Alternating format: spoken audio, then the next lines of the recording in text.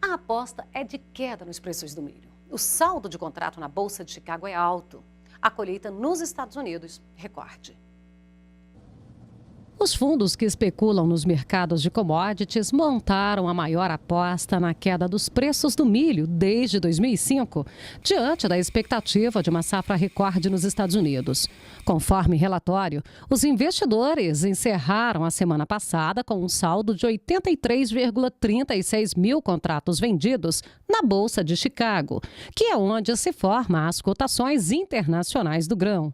Trata-se da maior posição vendida desde que a Comissão de Comércio de Futuros de Commodities começou a destacar a posição desses agentes em junho de 2006.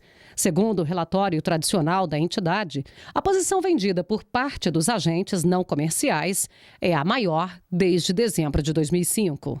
Em apenas uma semana, os fundos liquidaram 2,9 mil contratos de compra e abriram mais de 43 mil contratos de venda. Desde que começaram a desempenhar um papel preponderante no mercado de grãos, em raras vezes, os especuladores apostaram na queda do milho.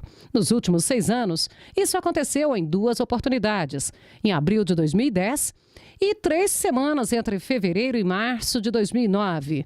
Apenas em julho, o milho caiu 13,5% em Chicago. No ano, a commodity acumula desvalorização de 32,4%.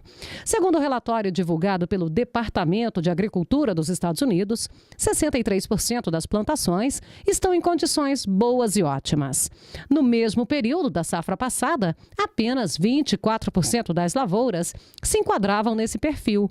A expectativa é que os americanos colham mais de 350 milhões de toneladas de milho em 2013. No momento agora as lavouras americanas, né, o clima está extremamente favorável, em torno de 63, 64% da cultura da soja e do milho estão boas condições para ótimas.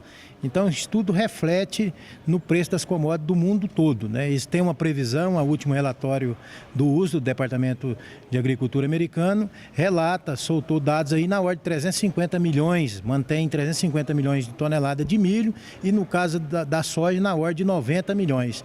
Mesmo com o consumo aquecido, essas informações derrubam e mexem com o preço das commodities no mundo inteiro, principalmente da soja e do milho, né? No milho, no nosso caso aqui, há um excesso, né, de produção em função da expectativa que o produtor tinha de preço, né, exatamente em função da perda da safra americana de 2012, o produtor ficou com aquilo na cabeça, plantou melhor, adubou melhor e, consequentemente, também está tendo uma produção melhor.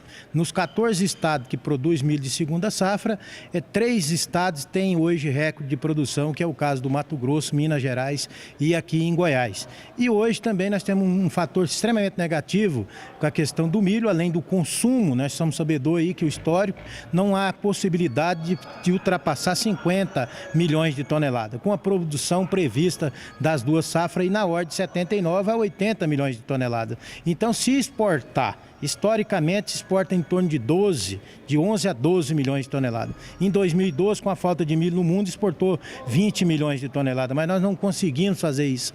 Agora, em função de estar concorrendo com a exportação, com a própria soja. E hoje o milho no porto custa na ordem de R$ 22 e custa R$ 10 para mandar esse milho para lá. Então sobra 12.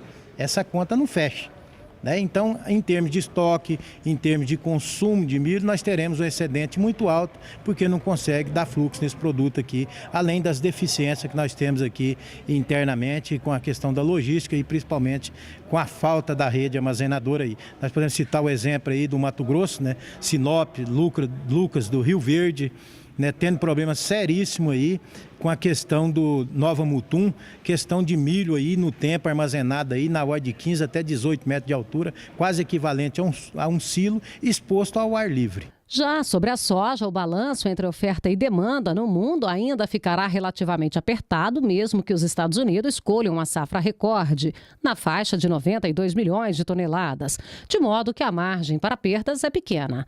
Ainda assim, a soja acumula queda de 11% em julho.